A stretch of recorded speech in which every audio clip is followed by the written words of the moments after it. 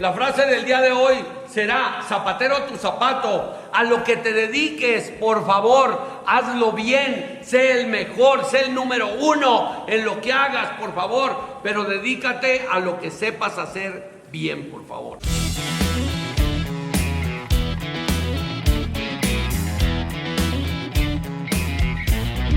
Mira nomás qué carne nos mandó mi amigo Oscar González, de Carnicería Unión. Estamos en Covet 42, la carnita asada con el director. Vamos a recibir al invitado de lujo que tenemos el día de hoy, al licenciado Germán Martínez Cisneros, magistrado. Ahorita te vas a dar cuenta de la calidad, sí señor. Hoy se abrió. Bienvenido, compadre. Qué bueno que estás aquí. Pues, qué bueno que estás aquí. La verdad, ¿sabes qué, compadre? Me da mucho gusto que me estés acompañando el día de hoy. Hacía mucho que quería que tuviéramos esta carnita asada con el director. La verdad, me llena de satisfacción, de orgullo el que estés el día de hoy aquí. A mí me gustaría mucho saber cómo estás el día de hoy. Muy bien, muy bien. A mí también me da mucho gusto. Estoy encantado de estar aquí contigo. A mí me pareció una gran idea, sobre todo porque para mí es algo único el saber que iba a estar contigo y que me ibas a dejar de hablar un poquito más a mí. ¡Esa es buena! ¡Bien, bien! Ya se la robó, ya ves, ahí está. No. Por eso te dije, compadre, no puedo faltar. Además de eso, obviamente que es un proyecto muy interesante. He visto algunas de las entrevistas que has tenido y para mí, la verdad, me llena de orgullo y sobre todo poderte acompañar. No, muchas gracias. Fíjate que me gustaría que le comentaras a la gente quién es Germán. ¿Quién es Germán? ¿De dónde viene? ¿Cuántos hermanos claro que tiene? Sí. Por favor. Sí, claro que sí. Mira, yo nací ya hace varios años. Yo nací en 1962, tengo 58 años. Okay. Aunque aparento 57 y medio. Y nací en León, Guanajuato, en una colonia marginal de León, Guanajuato. En aquel entonces León, Guanajuato estaba creciendo mucho por la cuestión de la industria del zapato, del calzado. Okay. Entonces mis padres se fueron a vivir a León, Guanajuato, y en una colonia de la periferia, pues ahí nací yo. Sí. Ahí nací yo y mucho tiempo nos dedicamos a las cuestiones del calzado. Sobre todo mi papá fue zapatero, mi hermano fue zapatero. Y la primera persona que pude estudiar en aquel entonces, pues fui yo, ¿no? Gracias a mis papás. Cuando yo tenía unos 8 o 9 años, quebró la fábrica donde trabajaba mi papá y mi hermano. Entonces ellos se fueron a Estados Unidos y yo me quedé solo ya por toda la vida, ya solo, en León, Guanajuato. Nos quedamos, de 7 hermanos que somos, nos quedamos 3 en León. Una hermana mayor que yo, que tenía en aquel entonces unos 15, 16 años, yo que tendría unos 10, 9 años, y un hermano más chico que yo. Okay. Y así nos quedamos en León. Viviendo ahí en esa colonia. Pero yo pienso que a veces las circunstancias no nos moldean tanto cuando nosotros tenemos ya una naturaleza, ¿no? Una forma de ser. Yo creo que esas circunstancias para mí adversas, al contrario, se vienen presentando como desafíos, ¿no? Y depende de cómo tengas una actitud frente a esos desafíos. O te puedes deprimir y ser derrotista, o puedes ser un triunfador y dices, no hay fronteras para mí y puedo hacer varias cosas, ¿no? Entonces, yo me dediqué también un tiempo a hacer trabajar en la industria del calzado, porque unos días tenía un taller y en aquel entonces todavía era muy normal de que había las famosas picas, que eran talleres familiares, ¿no? Okay. Entonces yo me quedé con mis tíos, y la verdad que parte de mi formación no era una formación así muy purista, muy académica, sino que pues, lo que era la escuela y también la enseñanza de la calle y de los tíos. Claro. Y lamentablemente teníamos tíos que les gustaba mucho leer y que despotricaban en contra de la iglesia y que tenían una forma de pensar un poquito abierta y como sea, eso va influyendo un poquito en nosotros. Sí, claro. Entonces, después yo estudié, todo mi estudio lo hice en León, Guanajuato. Okay. Hubo un momento en que ya decidimos, porque yo seguía solo. Yo creo que esa libertad a mí me ayudó. Hay personas como tú dices a ti que no te ayudaba la libertad, al contrario, tú necesitabas que... Porque hay gente que se desboca más que otros, ¿no? Sí, claro, entonces, claro, sí. No, entonces, no. Y hay otras circunstancias, hay condiciones donde las mismas condiciones te van como delineando, ¿no? Te van más o menos enfrentando. Eligiendo qué quieres. Pues sí, o no eligiendo, ¿no? Por ejemplo, yo estudié Derecho. Sí. Yo estudié Derecho en la Universidad Estatal de Guanajuato. Y me preguntan, oye, ¿por qué estudiaste Derecho? ¿Te gustaba mucho Derecho? ¿Las leyes te gustaban mucho? Yo digo, pues no, digo, el que ahora puedas elegir una carrera y otra, o qué comer, o qué no comer, o qué vestirte, son lujos que antes no teníamos. Más bien la carrera me eligió a mí. Es decir, yo dije, o tomo esto, que es hacia más o menos la cuestión humanista, que es lo que a mí me gusta, o me voy a la Ciudad de México y obviamente sería más gasto. No tenía para hacerme una carrera en una escuela privada. Entonces, afortunadamente pasé para entrar en esa escuela pública, que era un poco difícil de entrar.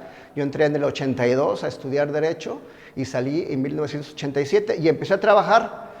Fui agente del Ministerio Público porque era, o sea, no tenía ninguna palanca ni un padrino, era lo que yo podía acceder.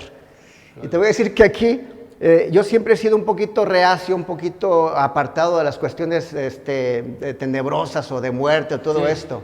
Entonces te decía que ahora puedes tú elegir y decir, no, es que no me gusta este trabajo, no me gusta este otro trabajo. A mí, la verdad, yo nunca pensé que fuera a ser agente del Ministerio Público, porque era ver muertos, ver heridos, tratar con personas. Yo siempre he sido un poquito apático sobre estas circunstancias. Y sin embargo, la sobrevivencia era lo que te daba. Claro. Y yo tenía que trabajar. Yo lo único que quería era tener una oportunidad para trabajar y de ahí poder yo demostrar que podía ser un buen abogado. Sí. Entonces entré a trabajar en el Ministerio Público, duré 2 años y después me invitaron a trabajar en el Poder Judicial Federal. Entré a trabajar en el Poder Judicial Federal hace casi 30 años. ¿Cómo crees? Como actuario primero, cuando todavía no existían las computadoras, ni sabíamos de cómo se usaban. Era pura máquina de escribir. Sí, sí me acuerdo. Sí, y allí fui haciendo mi carrera como abogado. Actuario, secretario, después fui juez de distrito. Todo esto es con base en méritos, es decir, tienes que hacer méritos, tienes que hacer examen, pasar los exámenes, obviamente, sí, claro, hacer cursos. Claro. Y ahora, en la actualidad, pues, como ya sabes, soy magistrado federal. Sí, desde hace ya un poquito más de 10 años. Eso es en términos generales o en términos objetivos lo que yo soy. Pero yo creo que todas las personas tenemos una forma de ser que es la objetiva y otra forma de ser que es un poquito más personal, ¿no? Y creo que en ese sentido sí, yo soy un poquito hermético. Sí. O sea, yo creo que yo tengo una vida personal del interior muy, muy rica, porque siempre estoy pensando cosas, siempre estoy ideando cosas, siempre estoy creando cosas. Y obviamente la cuestión que tiene que ver con el trabajo público, que es un trabajo público donde uno tiene que ser un poquito más formal, más serio, pero más o menos a grandes rasgos eso es lo que es Germán Fíjate Martínez. que yo tengo la fortuna de conocerte más íntimamente y te conozco y, por ejemplo, muchísima gente de repente dice, es que es muy serio, y yo te veo y te conozco y cómo te gusta de repente vacilar y eso, y digo, qué padre, ¿no? O sea, yo también sé de tu historia,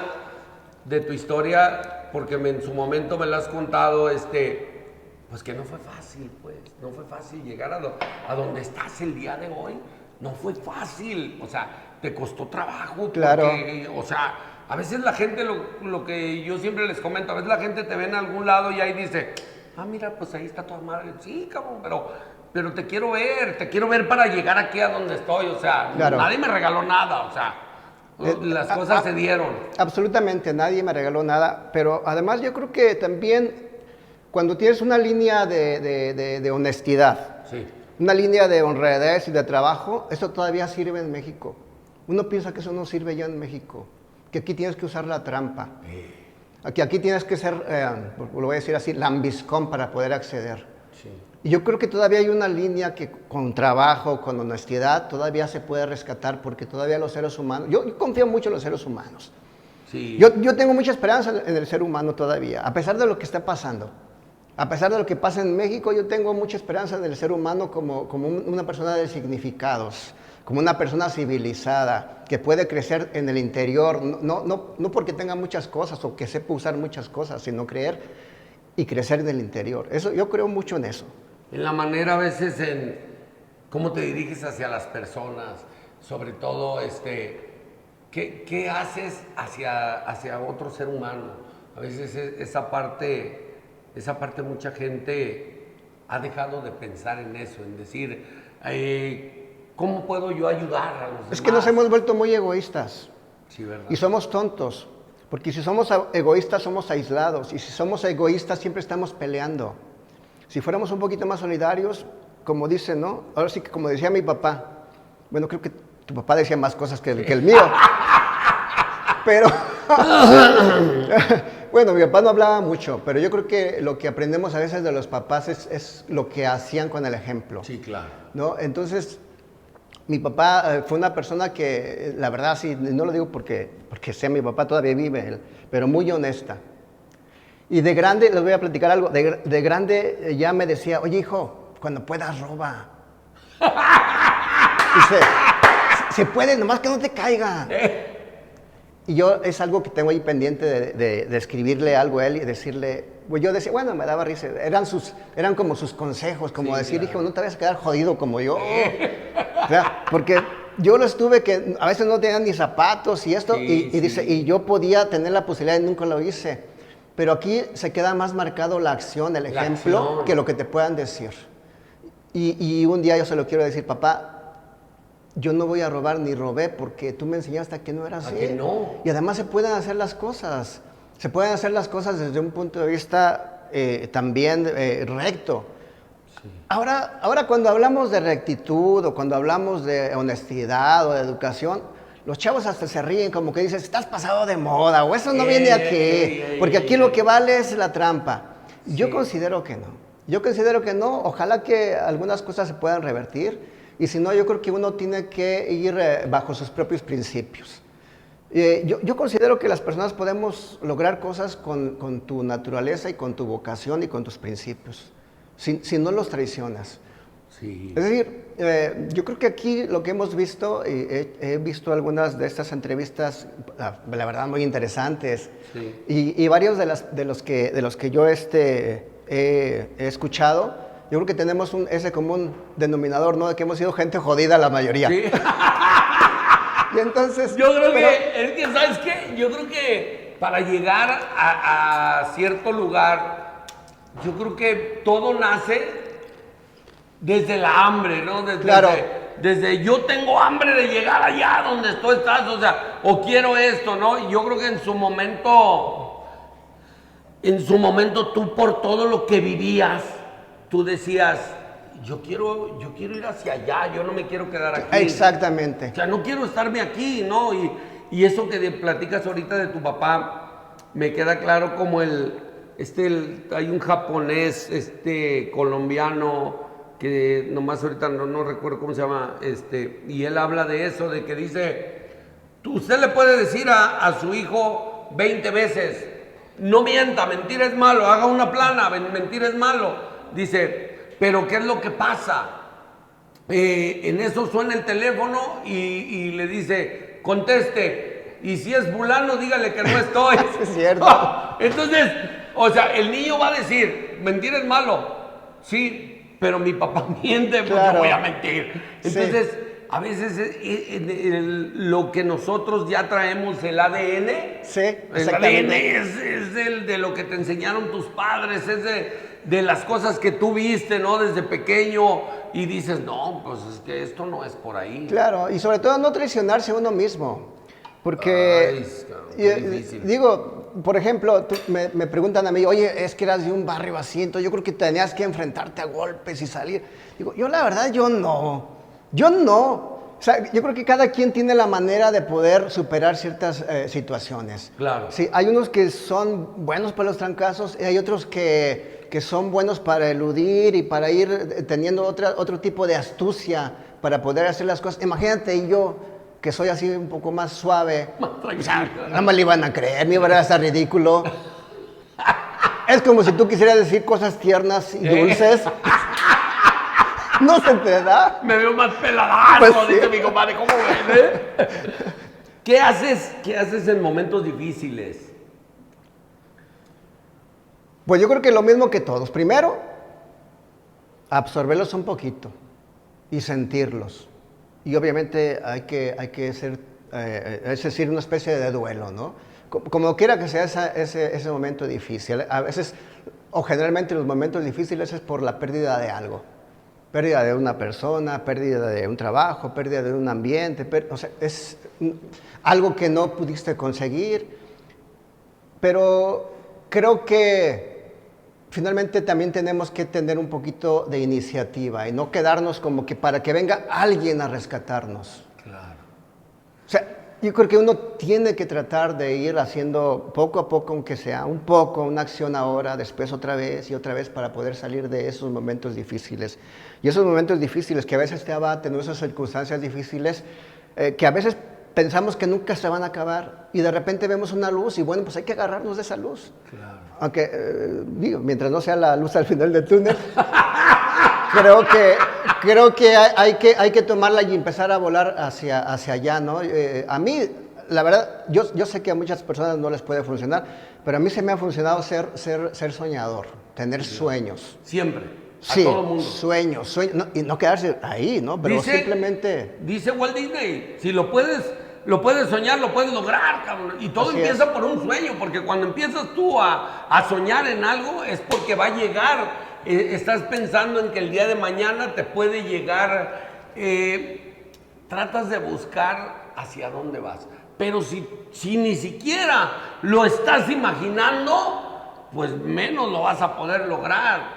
A mí me gustaría que me platicaras alguna, ¿cómo te diré? A lo mejor un momento, que me puedas platicar un momento difícil, una situación difícil que tú hayas dicho, pasé esta situación difícil y logré salir adelante.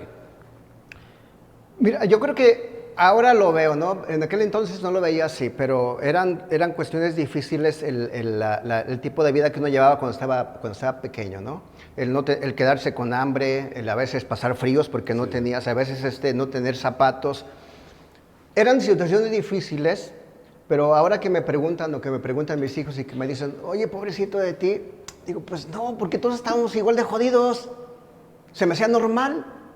Cuando lo veo ahora, digo, yo creo que sí, pobrecito de mí, pero yo en aquel entonces no lo veía así, yo pensaba que la vida era eso. Aunque yo tuviera cierta añoranza o cierto sueño de que yo me sentía diferente a los demás, para mí no fue triste esto, ¿no? Tuve situaciones difíciles y yo creo que lo importante ha sido para mí siempre el hecho esto de soñar, y hay otra cuestión que para mí ha sido bien importante. La cuestión física. Yo siempre he sido muy dado al deporte. Sí, te gusta mucho hacer siempre he sido ejercicio. y esto me ha ayudado a mí bastante en todos los aspectos, ¿no? Yo creo que los seres humanos no somos nada más o físicos, es decir, corporales, o nada más espirituales, o nada más intelectuales. Yo creo que somos una integridad de todo. Una mezcla de todo. Sí, y así debe de ser. Es decir, cuando uno crece, debes de crecer en todo. Debes de tener, físicamente yo creo que podemos nosotros estar sanos, estar fuertes, estar ágiles, en la medida que el tiempo y las circunstancias nos lo permitan. Para mí, en ese sentido, no hay tantos límites. O sea, el hecho que me digan, es que ya tienes 55, 56 o 58 años y yo creo que ya no puedes hacer esto. Pero eso es lo que dice el mundo, yo me siento muy bien, yo lo puedo hacer. La cuestión espiritual, lo mismo, ¿no? Porque la cuestión espiritual para mí es importante, es lo que nos hace seres humanos y que nos aparte de la brutalidad. Sí, claro. Y la cuestión intelectual también para mí es muy importante, es decir, el hecho de saber cada vez más, el hecho, en lo que sea, o sea, en lo que tú estás. Si yo soy abogado, pues a mí me gusta saber de las cuestiones de leyes, Claro. pero también otras cuestiones que a mí me encantan, ¿no? Me gusta mucho el arte, me gusta mucho la música, pues me gusta mucho el baile también. Y yo creo que hay momento para cada cuestión. A mí me gustaría que me pudieras platicar hasta este momento, el día de hoy, ¿cuál ha sido tu mayor logro? Que tú digas, mi mayor logro ha sido este.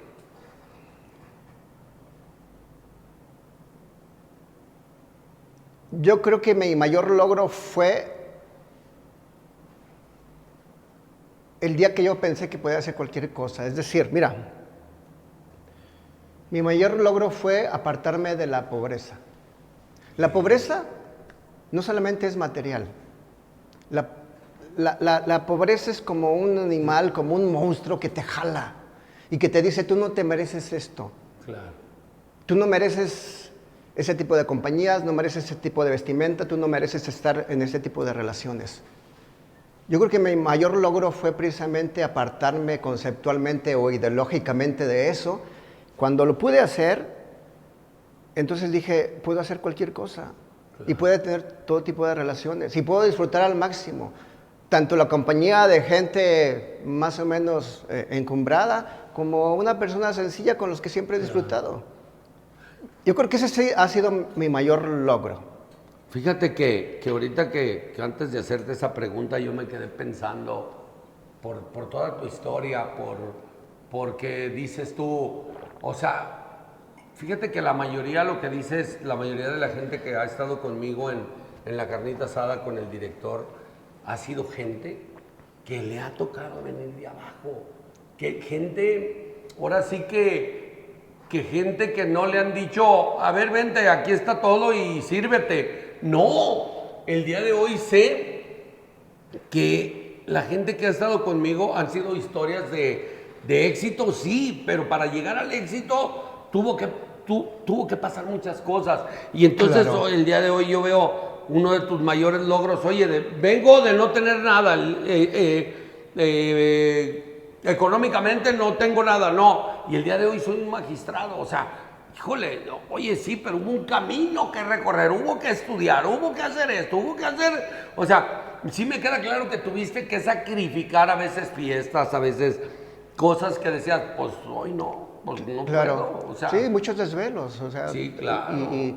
Pero esos logros pues te rinden más satisfacción desde mi punto de vista, ¿no? Y es lo que yo quiero transmitirle también a mis hijos. Sí, hombre. Eso, claro, precisamente. Me quedé pensando en eso que comentabas de que dice que la pobreza a veces no es nomás el no tengo dinero, no. Dice, tengo un padrino por ahí que es el doctor Rubén Rodríguez y un día platicando con él me dijo, fíjate, me dijo, hay gente, yo conozco gente tan pobre, me dijo, que lo único que tiene es dinero.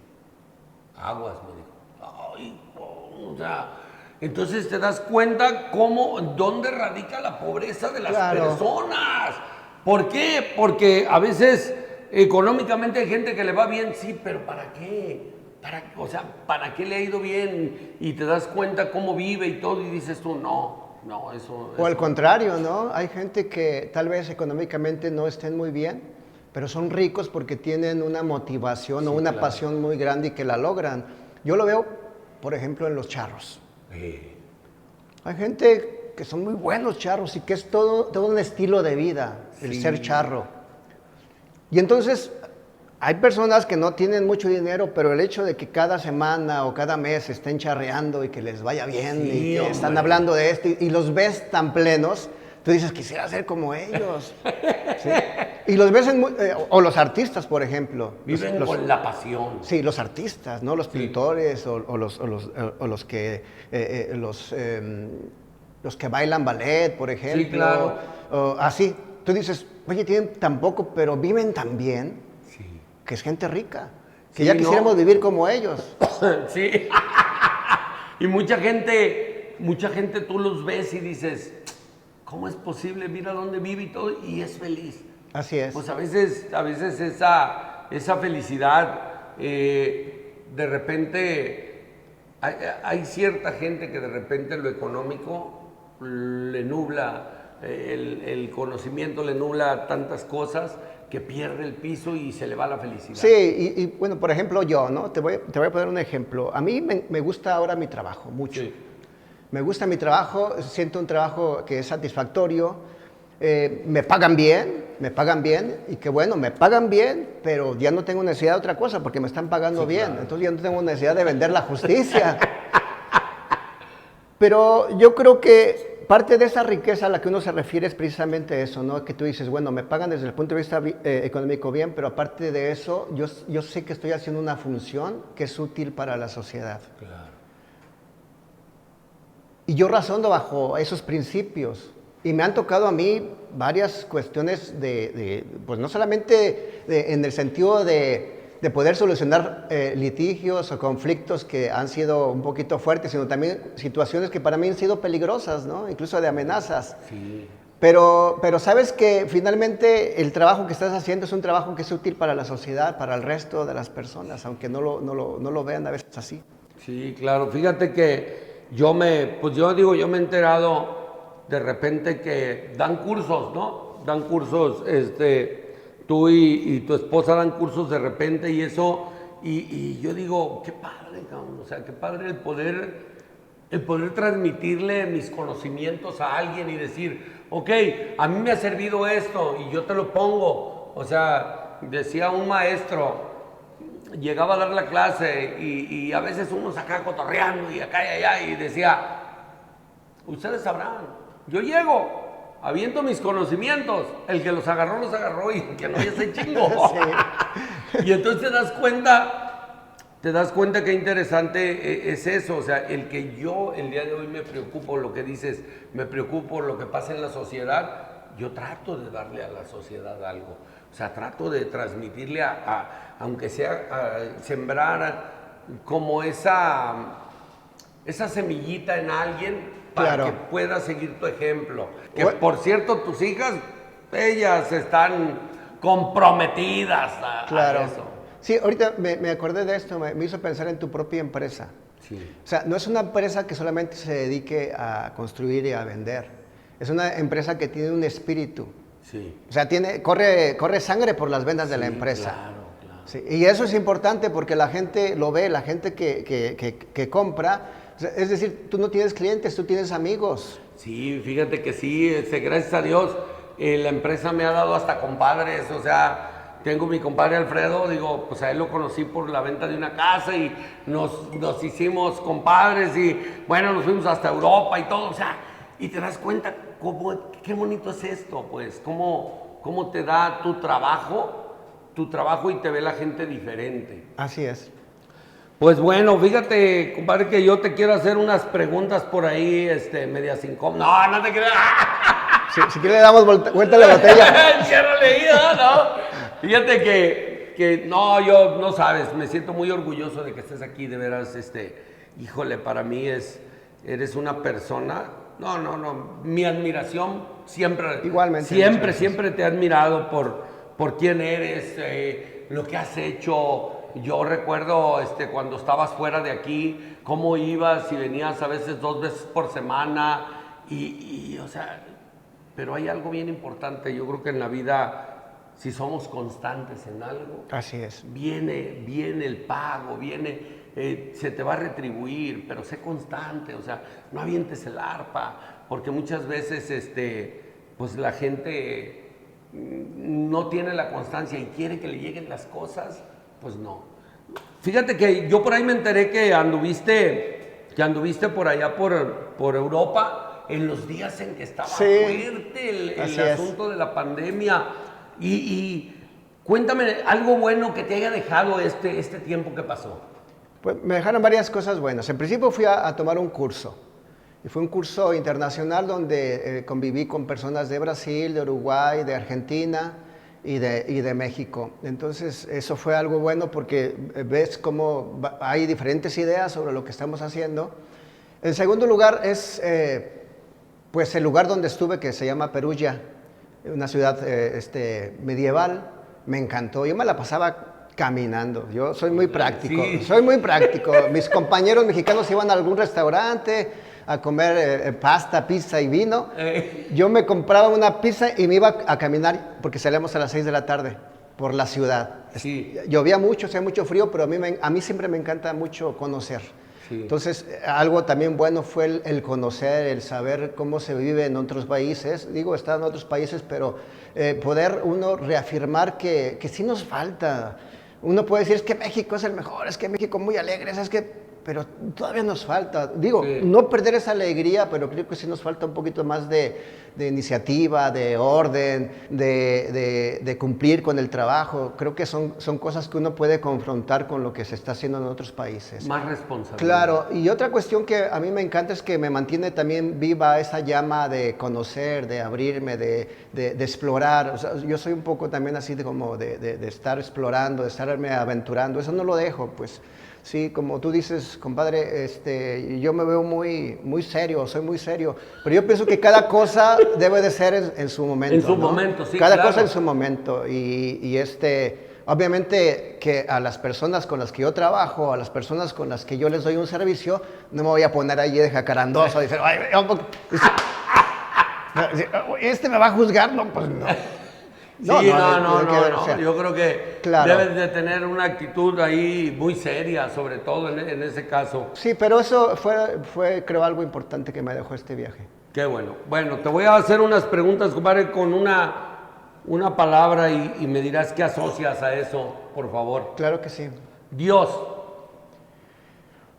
A lo mejor no es la respuesta adecuada, pero todavía estoy buscando la respuesta a Dios.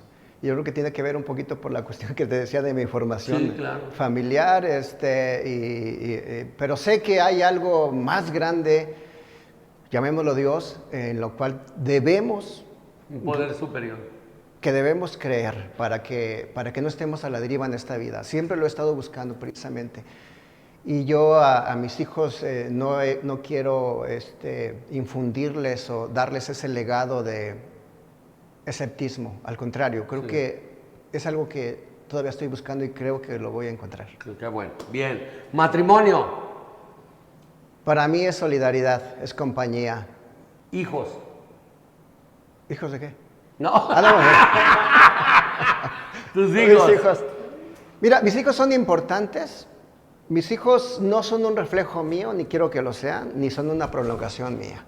Okay. Son personas que quisiera que fueran libres, pero además que fueran útiles para este mundo. Claro. O sea, yo no soy en el sentido de que yo lo voy a dar todo por mis hijos, o ya sacrifiqué todo por mis hijos, o ya mi vida ya no tiene sentido porque ya todo es para mí. No, yo todavía tengo cosas que lograr como persona y creo que mis hijos es darles una formación, meterlos en un camino y esperemos que no se salgan de ese. Sí, claro. Así nada más. Que ellos agarren lo exactamente, pero que ellos sean con sus propios esfuerzos, tomen sus propias decisiones. Y que tengan también, que tengan errores, o sea, meterlos a este mundo también donde puedan tener errores, porque uno los tuvo, y tal vez los haga más fuertes o tal vez no, depende de cómo lo tomen, del ¿verdad? pendejismo de cada quien. Buena, del pendejismo de cada quien, bien hecho. ¿Sí se puede decir ahí? Sí, claro. Poder judicial.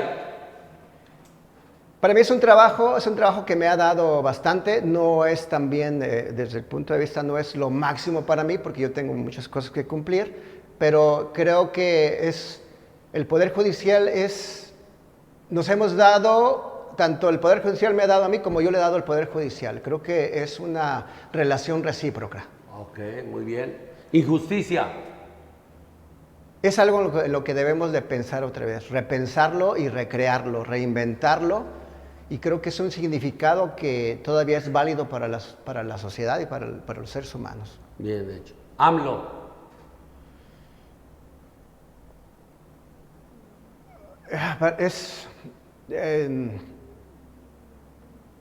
No sé cómo decirlo, digo, no sé cómo concentrar en poquitas palabras todas las cuestiones negativas que yo pienso de esa persona, ¿no? Sí.